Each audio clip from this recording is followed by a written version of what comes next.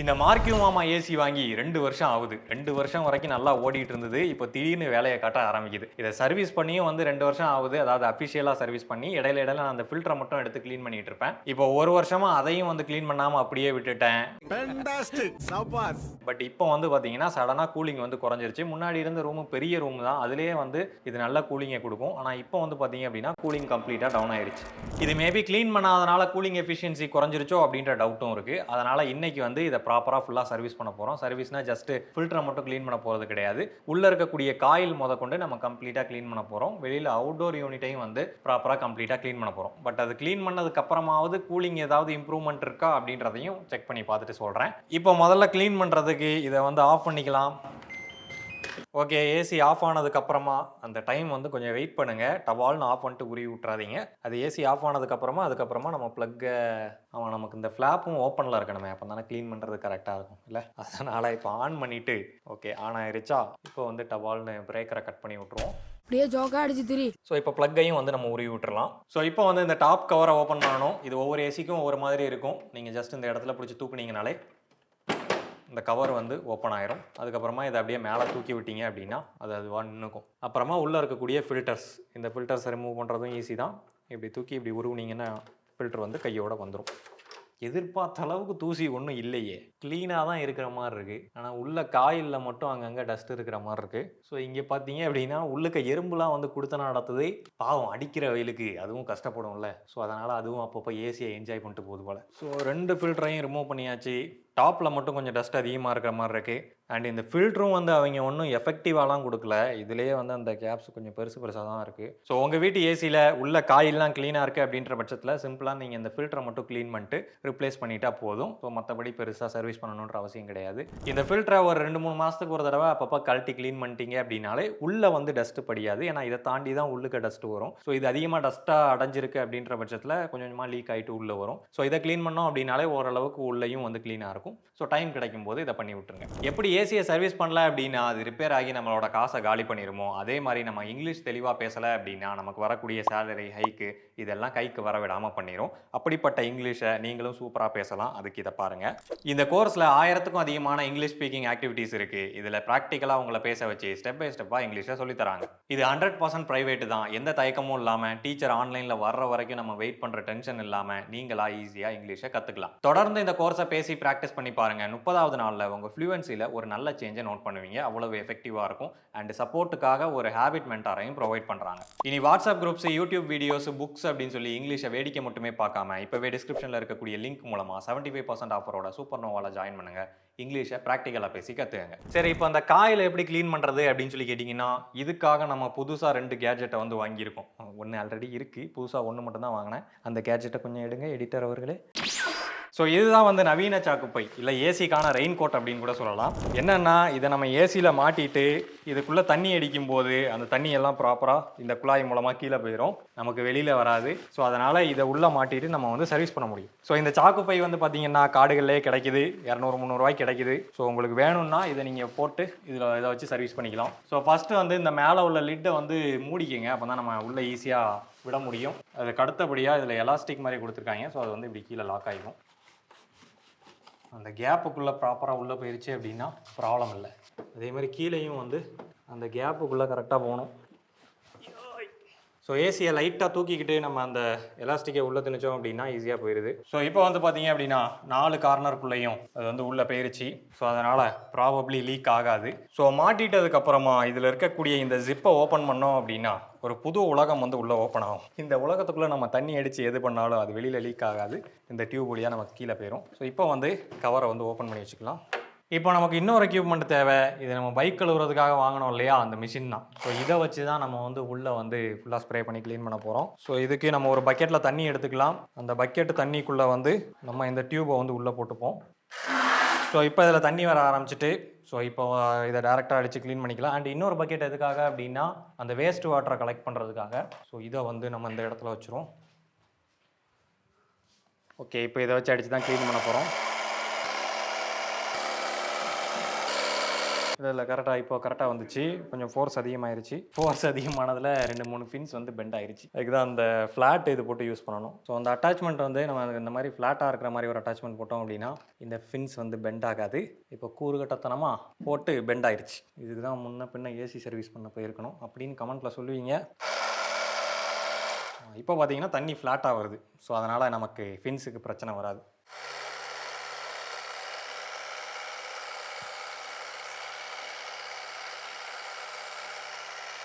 So டாப்பில் அடிக்கிறதுக்கு இந்த டோரை க்ளோஸ் பண்ணிட்டு அடிக்கிறது கொஞ்சம் பெட்ரு. ஏன்னா அப்போ தான் மேலே கொஞ்சம் ஃப்ரீயாகுது. பார்த்தீங்கன்னா ஓரளவுக்கு ஃப்ரீயாக இருக்குது. அது பிரச்சனை இல்லை, அது அப்படி தான் இருக்கும். ஸோ இப்போ வந்து டாப் போர்ஷனு நீ இந்த லேடரில் ஏறு பயப்படாத. உயரத்தில் நிற்கிறேன், நானே பயப்படல.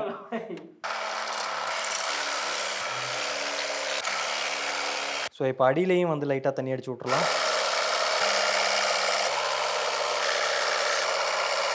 இது நம்ம தண்ணி அடிக்கும்போது பக்கத்தில் இருக்கக்கூடிய அந்த எலக்ட்ரிக்கல் கனெக்ஷன்ஸில் படாமல் பார்த்துக்கணும். பட்டாலும் ஒன்றும் இல்லை, நம்ம அதை காஞ்சதுக்கப்புறம் ஆன் பண்ணணும். பட் கூடுமான அளவு அந்த எலக்ட்ரிக்கல் கனெக்ஷன் பக்கம் அந்த தண்ணி போகாமல் பார்த்துக்கணும். ஏன்னா யூஸ்வலாகவே இந்த காயில் செக்ஷன் ஃபுல்லாகவே வந்து ஏசி ஓடும்போது கொஞ்சம் தண்ணி ஃபார்மேஷன் இருக்க தான் செய்யும். இந்த ஏரியாக்குள்ளே தண்ணி பட்டுதுன்னா பிரச்சனை கிடையாது.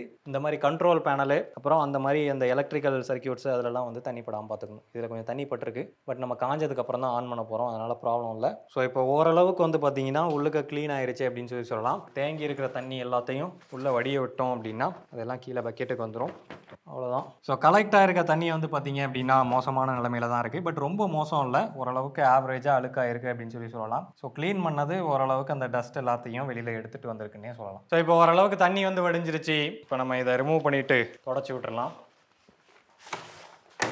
ஸோ இப்போ வந்து துணியை வச்சு ஏசியை தொடச்சிடலாம். ஸோ அந்த மேலே இருக்கக்கூடிய எந்த கரை என்னது அப்படின்னா முன்னாடி டேப் போட்டி வித்தியாசமாக யூஸ் பண்ணிகிட்டு இருந்தோம் இல்லையா, அந்த ஏரை டைவெர்ட் பண்ணுறதுக்காக. ஸோ அதோட கரை தான். அதையும் ரிமூவ் பண்ணால் நல்லா தான் இருக்கும். ரிமூவ் பண்ணுவோம். அந்த ஐபி எடு போகும்னு நினைக்கிறேன். ஆஹா, அருமையாக போகுதே.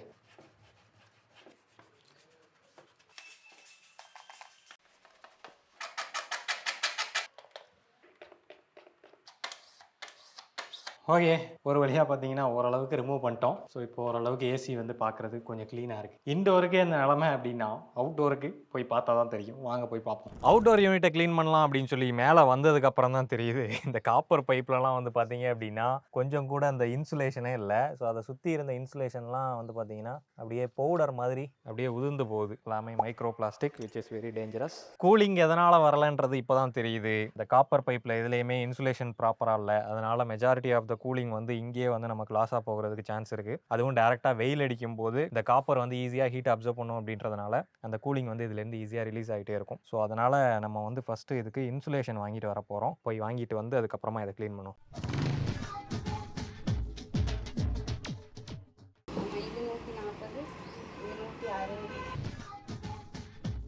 ஸோ அந்த காப்பரை சுற்றுறதுக்கான ஃபோமும் அது மேலே சுற்றக்கூடிய அந்த ஒயிட் டேப்பையும் வந்து வாங்கிட்டு வந்துட்டோம். இப்போ வந்து நம்ம கம்ப்ளீட்டாக இது எல்லாத்தையும் ரிமூவ் பண்ணிட்டு அதுக்கப்புறமா அந்த ஃபோமை வந்து சுற்றிடலாம். ஆனால் அதுக்கு முன்னாடி நம்ம அவுட்டோர் யூனிட்டை க்ளீன் பண்ணிக்கலாம். அதுக்கு முன்னாடி நம்ம அந்த அவுட்டோர் யூனிட்டை ஓப்பன் பண்ண போகிறோம்.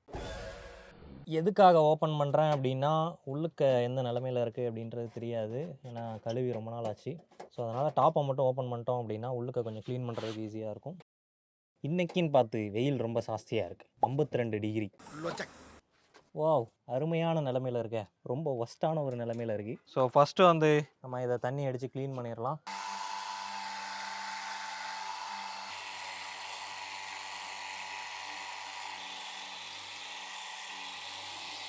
அண்டு நம்ம க்ளீன் பண்ணும்போது இங்கே மேலே இருக்கக்கூடிய பிசிபி போர்டில் வந்து தண்ணி படக்கூடாது. ஸோ அதுக்கு தகுந்தாப்பில் பார்த்து க்ளீன் பண்ணணும். தண்ணி பட்டுச்சு அப்படின்னா நம்ம ஒரு நாள் கழிச்சு தான் ஆன் பண்ணணும். எனக்குள்ளே ஏதோ என்ன இது ஏதோ வித்தியாசமாக ஒன்று கிடக்கு. பாம்பு சட்டை தானே இது. உள்ளுக்குள்ளே பாம்பு சட்டைலாம் கிடக்குதுங்க. அதுவும் வந்து ஏசிக்காக உள்ளே வந்துட்டு போயிருக்கும் போல். பாருங்க அப்படியே பாம்பு சட்டை. உள்ளுக்கு பாம்பு எதுவும் இருக்குமோ? ஆனால் இந்த வெயிலுக்கு எப்படி இங்கே வந்து சட்டையை கழட்டி போட்டிருக்கு? வேலை காற்றுல எதுவும் வந்திருக்கும் போல். இருக்கட்டும்.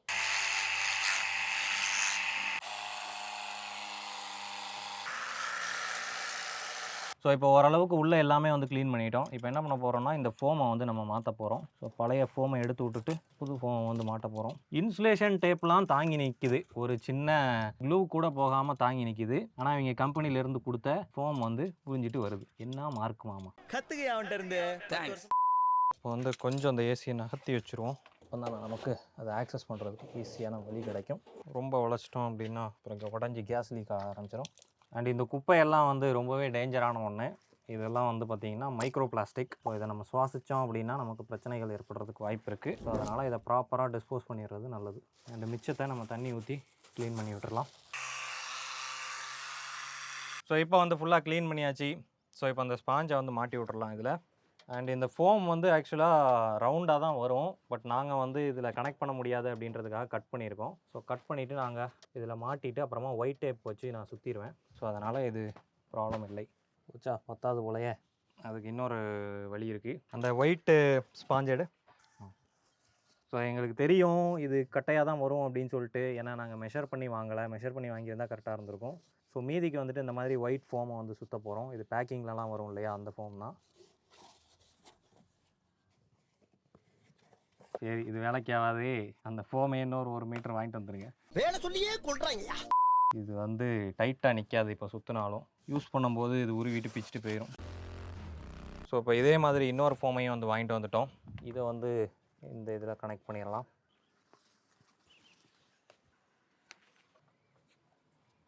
ஸோ இப்போ அந்த ஒயிட் டேப் வச்சு ஃபுல்லாக சுற்றி விட்டுறலாம். அவ்வளோதான், இது வந்து கம்ப்ளீட்டாக இன்சுலேட் ஆகிரும். இப்போ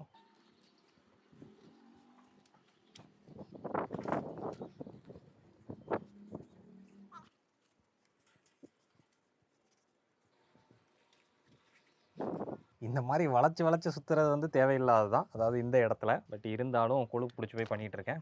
அவரே சொல்கிறாரா? Very good very good. ஏன்னா டேப் வந்து 2 ரோல் வாங்கிட்டோம், ஒன்று 100 ரூபா. ஸோ அதனால் வேஸ்ட்டாக போயிடக்கூடாதுன்னு கொஞ்சம் டைட்டாக சுற்றி விட்றேன், வேறு ஒன்றும் இல்லை. ஸோ இப்போ பார்த்தீங்கன்னா ஃபுல்லாக இன்சுலேஷனை சுற்றி டைட் பண்ணி இருக்கியாச்சு. இந்த ஸ்பேர்ஸ் எல்லாம் நாங்களே வாங்கினதுனால இருக்கிற எக்ஸ்ட்ரா ஸ்பேரை எல்லாத்தையும் வச்சு எக்ஸ்ட்ராவை போட்டு நல்லா சுற்றி இருக்கியாச்சு. இதுக்கப்புறம் கூலிங்குன்னு இல்லை, கேஸே கூட எஸ்கேப் ஆகணும்னாலும் நம்மகிட்ட கேட்டுட்டு தான் எஸ்கேப் ஆகும். ஏன்னா அந்த அளவு ஸ்ட்ராங்காக வந்து இன்சுலேஷனை போட்டு வச்சுருக்கோம். ஓகே, இப்போ வந்து ஃபுல்லாக க்ளோஸ் பண்ணிடலாம். ஸோ இப்போ ஃபைனலாக ஏசியை இருந்த இடத்துலையே வந்து நம்ம ஃபிக்ஸ் பண்ணி வச்சிடலாம். கொஞ்சம் அப்படி எண்ணெய் ஊற்றி உள்ளே வச்சுட்டு. ஸோ ஓரளவுக்கு எல்லாம் ஒழுங்காக பண்ணிட்டோம். இப்போ அந்த கூலிங் எஃபிஷியன்சி கொஞ்சம் பெட்டராக இருக்கும்னு சொல்லி நம்புகிறேன். ஆன் பண்ணி பார்ப்போம் எப்படி இருக்குன்னு. ஸோ அந்த ஃபின்ஸில் இருக்கக்கூடிய அந்த டேமேஜை சரி பண்ணுறதுக்காக இந்த காம்பு வந்து வாங்கியிருந்தோம், அதாவது இந்த ஃபின்ஸ்க்கான சீப்பு. ஸோ இதில் கேப்ஸ் வந்து கொடுத்துருக்காங்க. இதை நம்ம அந்த கேப்புக்கு நேராக வச்சு இப்படி ஸ்ட்ரைட்டாக இழுத்தோம் அப்படின்னா அந்த ஃபின்ஸ் வந்து அப்படியே ஸ்ட்ரைட்டன் ஆயிரும். இன்னும் ஆக மாட்டேங்குது. இதை வச்சு தேய்ச்சா அதில் இருக்கக்கூடிய ஃபின்ஸ் தான் வந்து பெண்ட் ஆகுது, ஸ்ட்ரைட் ஆகுற மாதிரி தெரியல. அப்போ இது டுபாகோர் ப்ராடக்டாக நம்மளை ஏமாற்றிட்டாங்க. ஏமாத்தி போட்டாங்க பெரியப்பா. நம்மக்கிட்ட கைவசம் இன்னொரு ஆயுதம் இருக்குது, அதுதான் இந்த ட்வீசர். ஸோ அந்த ட்வீசரை வச்சு நம்ம அப்படியே ஸ்ட்ரைட்டன் பண்ணிக்கலாம். ஸோ இப்போ பார்த்தீங்க அப்படின்னா ஓரளவுக்கு ஸ்ட்ரைட்டன் பண்ணியாச்சு. நமக்கு காற்று ஃப்ரீயாக போகிற மாதிரி இருந்தால் போதும், ரொம்ப அக்யூரேட்டாக இருக்கணும்னு அவசியம் கிடையாது. அண்ட் உள்ளே பார்த்தீங்கன்னா அந்த ப்ளோயரும் வந்து கொஞ்சம் ஓரளவுக்கு க்ளீனாக இருக்குது அப்படின்னு சொல்லலாம், நம்ம தண்ணி வச்சு அடித்ததில். ஸோ அதனால் இந்த யூனிட்டை பொறுத்த வரைக்கும் ஓரளவு எல்லாமே க்ளீன் பண்ணியாச்சு. ஸோ ஃபைனலாக இந்த ஃபில்டரையும் வந்து நம்ம ப்ராப்பராக தண்ணி வச்சு அடித்து க்ளீன் பண்ணிட்டோம். ஃபில்டரை இப்போ மாட்டி விட்டுறலாம். அண்டு ஒரு சில இடங்களில் உங்களுக்கு பர்ஃபெக்ஷன் தேவைப்பட்டுச்சு அப்படின்னா நீங்கள் துணியை வச்சு இந்த இடங்கள்லாம் வந்து இன்னும் கூட ப்ராப்பராக க்ளீன் பண்ணிக்கலாம். பட் எனக்கு அதெல்லாம் தேவை கிடையாது. எனக்கு காற்று மட்டும் நல்லா வந்தால் போதும். இப்போ க்ளோஸ் பண்ணிவிட்டு ஆன் பண்ணி பார்க்கலாம். அண்டு ஃபஸ்ட் டைம் ஆன் பண்ணும்போது எப்போதுமே வந்து டெம்பரேச்சரை ஃபுல்லாக லோ பண்ணிவிட்டு டர்போன்ற ஒரு ஆப்ஷன் இருக்கும், அதை ஆன் பண்ணி விட்டுருங்க. எதனால் அப்படின்னா உள்ளே இருக்கக்கூடிய அந்த ட்ரை டஸ்ட்டு எதுவும் ஒட்டிகிட்டு இருந்துச்சு அப்படின்னா அது மொத்தமாக அடிச்சு தள்ளிட்டு வெளியில் வந்துடும். அண்டு ஏசி ஃபுல்லாக ஒர்க் ஆகுதா அப்படின்ற அதோட பொட்டன்ஷியலையும் நம்ம செக் பண்ணிடலாம். இன்னும் கம்ப்ரெசர் ஆன் ஆகலை, கூலிங்கும் வரல. சோலி முடிஞ்சதா? வருது கூலிங் வருது இப்போ. ஆனால் அந்தளவு எதிர்பார்த்த அளவு இல்லை. பார்ப்போம், கொஞ்சம் நேரம் ஓட விட்டு பார்ப்போம். A few moments later. இப்போ நல்லா வருது. ஓகே, ஸோ இப்போ பார்த்தீங்கன்னா கூலிங் வந்து நல்லாவே வருது.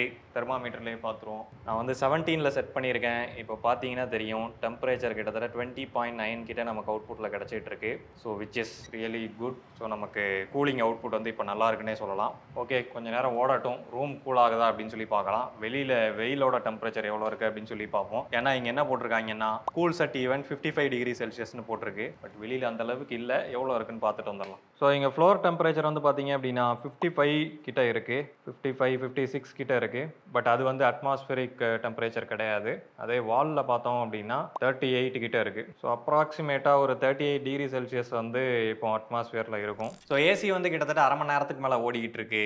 ஸோ இந்த ரூமுக்கு ஓரளவுக்கு தான் கூலிங் இருக்குது. ரீசன் என்னென்னா வெளியில் டெம்பரேச்சரும் வந்து அதிகமாக இருக்குது. இந்த ஏசியோட கெப்பாசிட்டியும் கொஞ்சம் கம்மி தான், 1.39 டன் அப்படின்றதுனால இந்த ரூமுக்கு 2 டன் போட்டால் தான் கரெக்டாக இருக்கும். ஸோ அதனால் ஏசி வந்து கொஞ்சம் ஸ்ட்ரகிள் பண்ண தான் செய்யுது. ரூமோட கூலிங் வந்து ஆவரேஜாக இருக்குது. ஆனால் கூலிங் அவுட்புட்டை பொறுத்த வரைக்கும் முன்னாடி இருந்ததுக்கு இப்போ வந்து பெட்டராகவே இருக்குன்னு சொல்லலாம். ஸோ நம்ம அந்த டஸ்ட் எல்லாம் க்ளீன் பண்ணியிருக்கோம், அவுட்டோர் யூனிட்டையும் க்ளீன் பண்ணியிருக்கோம், அண்ட் அந்த காப்பர் பைப்லையும் வந்து அந்த ஹீட் டெசிபேஷன் வந்து வெளியில் போயிட்டு இருந்திருக்கும். ஸோ இப்போ கம்ப்ளீட்டாக அதை இன்சுலேட் பண்ணதுனால நமக்கு ஓரளவு கூலிங் அவுட்புட் வந்து பெட்டராக இருக்குது. இதுக்காக ஆன செலவு வந்து பார்த்தீங்கன்னா கொஞ்சம் அதிகம் தான். இந்த ரெயின் கோட்டு, வாட்டர் ஜெட்டு, அப்புறமா வெளியில் நம்ம வாங்கின ஸ்பேர்ஸு அண்ட் இந்த உருப்படாத சீப்பு, இது எல்லாத்தையும் சேர்த்து 2560 ரூபா ஆயிடுச்சு. இதே நம்ம வெளியில் யாரையாவது கூப்பிட்டு சர்வீஸ் பண்ணியிருந்தோம் அப்படின்னா அப்ராக்சிமேட்டாக ஒரு 1000 ரூபாய்க்குள்ளே நம்ம முடிச்சிருக்க முடியும். ஸ்பேர்ஸோட சேர்த்து சொல்கிறேன். ஸ்பேர்ஸ் இல்லாமல் ஜஸ்ட் சர்வீஸ் மட்டும் ஒரு 600லேருந்து 800 வரைக்கும் சார்ஜ் பண்ணுவாங்க. இது வந்து ஒரு லேர்னிங் தான், இதை எல்லாராலையும் பண்ண முடியும் தான். ஸோ உங்களுக்கும் இன்ட்ரெஸ்ட் இருந்தது அப்படின்னா இதை ப்ராப்பராக அந்த மாதிரி டூல்ஸு அப்புறமா ஸ்பேர்ஸ் எல்லாம் வாங்கி நீங்களும் பண்ணலாம். பட் சிம்பிளான மெத்தடு சர்வீஸ் பர்சனை கூப்பிட்டு பண்ணுறது தான். ஒரு இன்ட்ரெஸ்ட்டில் பண்ணணும்னு நினைக்கிறீங்க அப்படின்னா சாட்டர்டே சண்டே லீவில் வந்து நீங்கள் ட்ரை பண்ணி பார்க்கலாம். அண்ட் மெயினாக முக்கியமான விஷயம், இந்த மெயின் சப்ளையை வந்து ரிமூவ் பண்ணிவிட்டு அப்புறமா உள்ள வேலையெல்லாம் பாருங்கள். நீங்கள் பண்ணி முடிச்சிட்டதுக்கப்புறமா ஒரு நாளைக்கு அப்புறமா ஏசி ஆன் பண்ணுங்கள். ஏன்னா உள்ளே எங்கேயும் தவறி வாட்டர் உள்ளே போயிருந்துச்சு அப்படின்னா டேமேஜ் ஆகிறதுக்கு சான்ஸ் இருக்குது. ஸோ நல்லா ட்ரை ஆனதுக்கு அப்புறமா திரும்ப ஆன் பண்ணி விடுங்க. இவ்வளோதான் இந்த வீடியோ. அந்த வீடியோ உங்களுக்கு பிடிச்சிருக்கும் புரிஞ்சிருக்கும் அப்படின்னு சொல்லி நம்புகிறேன். இன்ஜினியரிங் ஃபேக்ட் சேனலுக்கு சப்ஸ்கிரைப் பண்ணுங்கள். நன்றி.